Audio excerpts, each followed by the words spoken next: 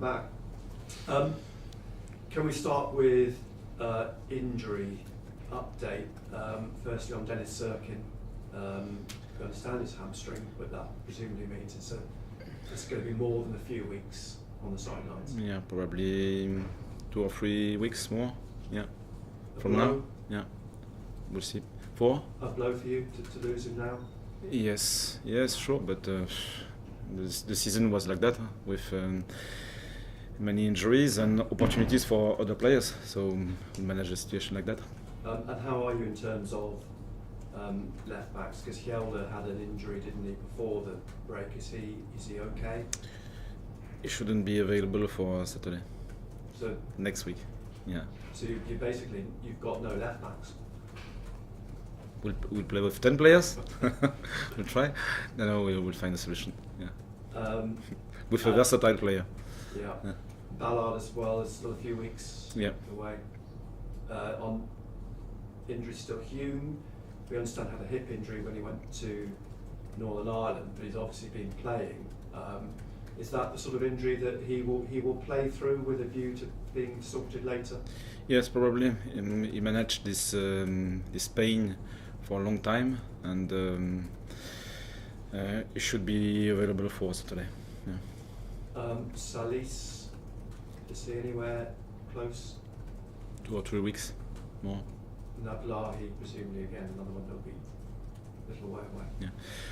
The 2 next ones should be, we'll have Enzo and Leo next week, and one more.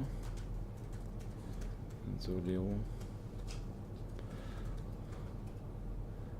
and Trey. Yeah, the three available. And you mentioned Enzo a fortnight ago. You thought he might be available after the international break, possibly for Millwall, but from what you're saying there, Enzo's probably not available this weekend. No, not this weekend. I know you get asked every week about Jayden Danns, but have we got to the point where you think that Jayden Danns is probably not going to come this season? We are not at this point right now, but the season is running, so it will be difficult. We don't know exactly. Yeah. Going back to the Coventry game, then difficult after the game, I think, to assess where things had gone wrong in the sort of cold light at the moment. Now, having watched it back and analysed it, where do you think things went awry at Coventry? Yeah, we were disappointed and angry, like our fans, after the game, because it wasn't really Sunderland on the pitch. It's clear. We looked exhausted and tired. I think for me it was the main reason. We were really good so far. So after 38 games, it wasn't a huge surprise. It wasn't a comfortable feeling, sure, but it's not unusual for a team like us, young, very young, with many injuries, a small core of the group. So for me, it was more an accident because tactically, the mindset of the team, of the players, were okay. So it was just a question of performances, and sometimes the level can drop, and you don't have only one explanation. But it was the case for most of the players on the pitch. What do you think physicality has been an issue as well? Coventry were very physical in the sense they closed you down very quickly. Sunderland seemed to struggle with that side of the game.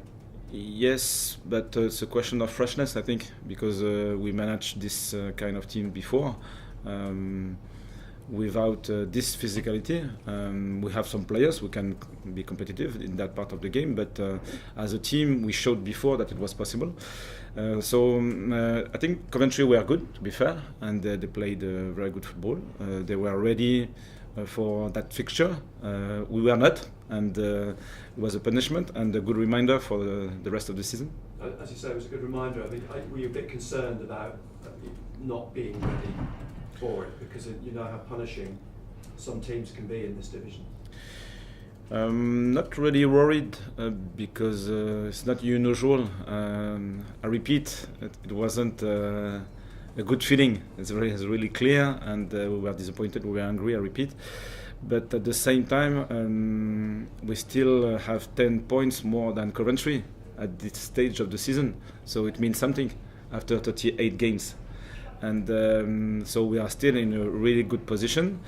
And now we have to open a new chapter. And this chapter will be very interesting, and we'll need everyone involved in that state of the season. And to build a strong momentum, to be at our best form, best shape for the last stage. Yeah. Do you think it's important not to overreact? I mean, earlier in the season, not that long ago, Sheffield United lost 3-0 at home to Hull. These results happen. Yeah, sure. And it's how you react to it. Yeah, exactly. And we showed good reactions after defeats so far. So I'm not really worried. And because this is like a marathon, we spoke a lot about ups and downs we can have during a season. We had more ups than downs already. So it's always, I repeat, a bad feeling. But this league requires resilience, and I think we are in this part of the dynamic, and I think that we have the resources to react. Are you minded in any way to maybe change the formation? I mean, you have spoken in the past about possibility of playing the 5 at the back, 3 at the back, with the 2 up front.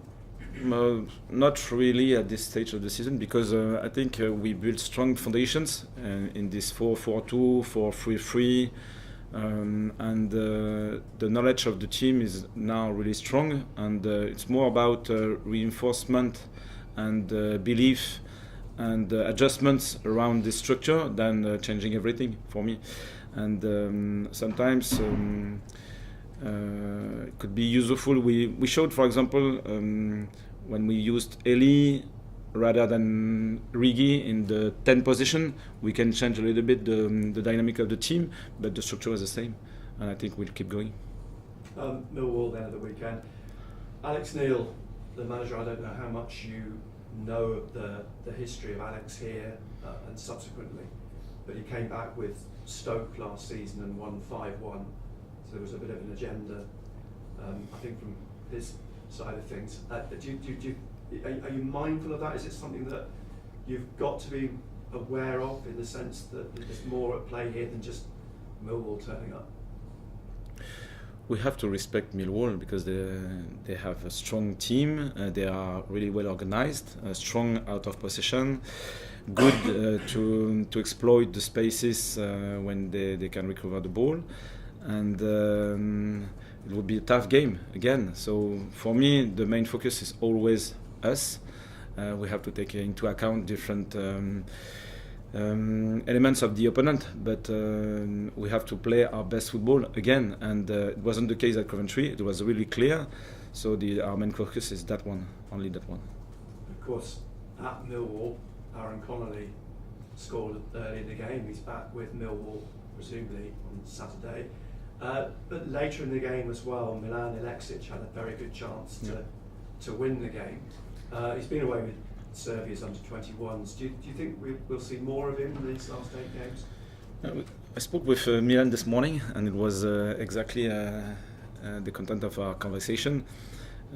He struggled for probably the last couple of months because he didn't have many opportunities to play. He was a little bit disconnected at that moment, and I think it's a normal dynamic for a young player, especially abroad, and he still has good qualities, and probably these games with his national team were important for him to reconnect with his culture, to get confidence.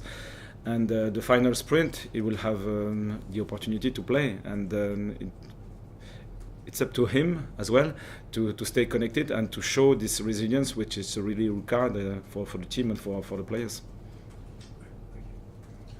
Hi, Régis.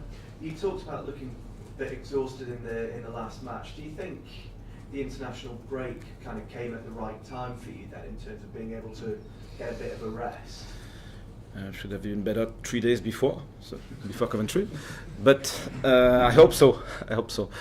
It's a joke, but it's still useful to live different experiences, and it's a good reminder that when we are not at our best, we'll be punished, because this league is tough, and I'm sure that we will learn from this experience again. And the period from November to March was really long, with many games, and I think with so small core of the group, the team and the players did very well. This was very impressive, so I have to repeat it, because obviously the last feeling is always the most influential, and we have to take another view of the season, and it was really positive. So now the question is more, I hope the mind, the bodies are now refreshed, but the reality will be on the pitch again. But it was interesting to cut the dynamic and to think about other things for a few days. And have you seen a kind of reaction on the training pitch? Obviously, sort of been away for the international break with the countries, but have you seen a reaction on the training pitch, and have you tried to implement perhaps some of the things that you learned from that match? Tactically, not really. I think if we play Coventry again, it would be very positive to think about these experiences. But it was more about our performances as players, because they didn't play at the best level. So we worked on during these 2 weeks on the connection with the ball, the pleasure, the enjoyment, because I think this is, for this part of the season, the freshness is the most important thing, and we don't have to push too much about our mistakes, but what we were able to do, repeat it, and go again. Are you worried so that you might have lost some momentum with that last match?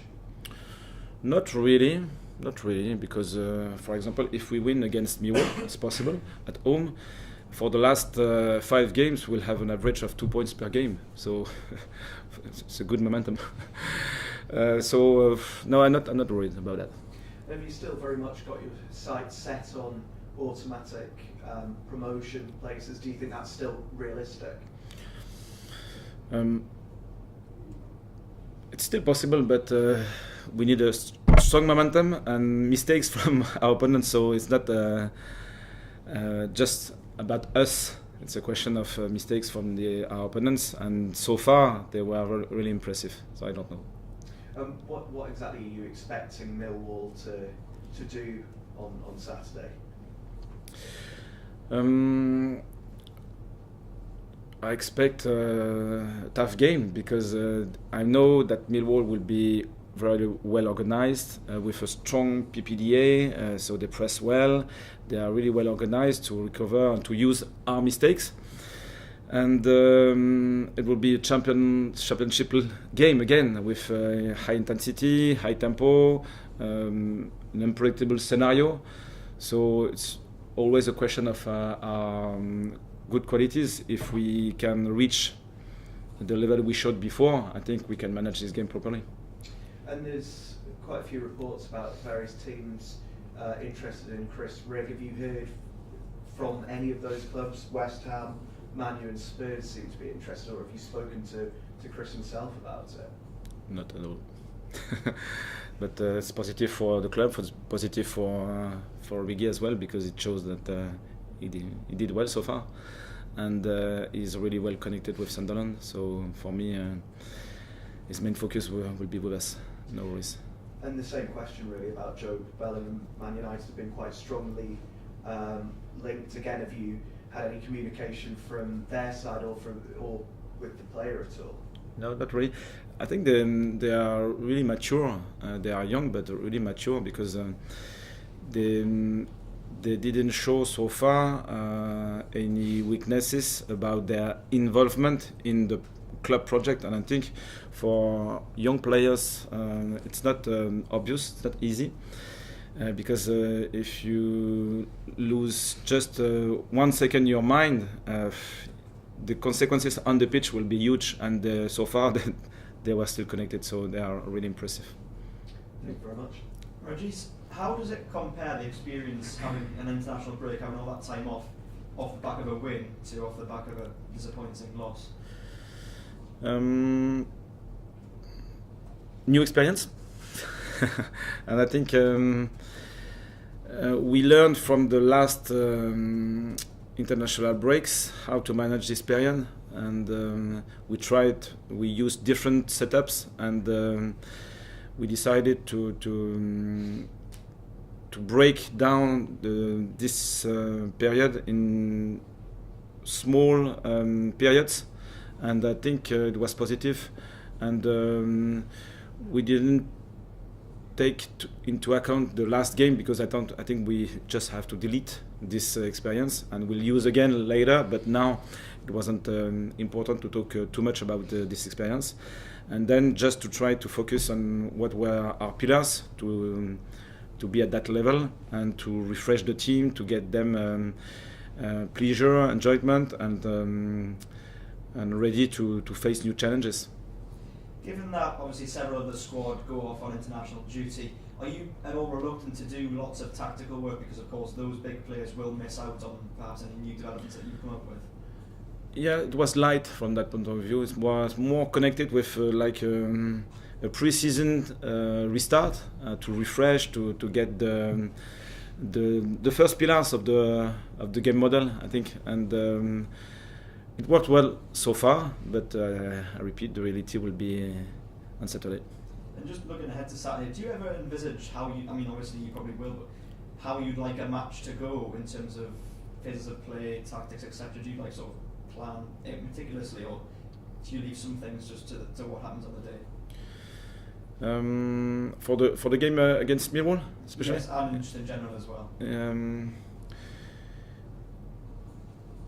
After every games, we produce a full analysis of the video. So after that, we try to find the main purposes we have to develop during the next week.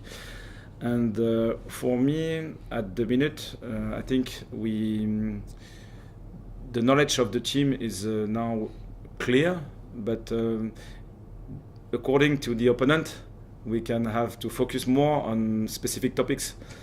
And for example, against Millwall, probably their restarts will be more often direct rather than short passes. In that condition, the focus will be to settle a strong block and to be very clear how we will deal with the structure, the first contact, the second contact, and so on, rather than pushing on the man-for-man setup higher up the pitch. So it's more about this question. So we can anticipate some problems, and then we can focus on different areas.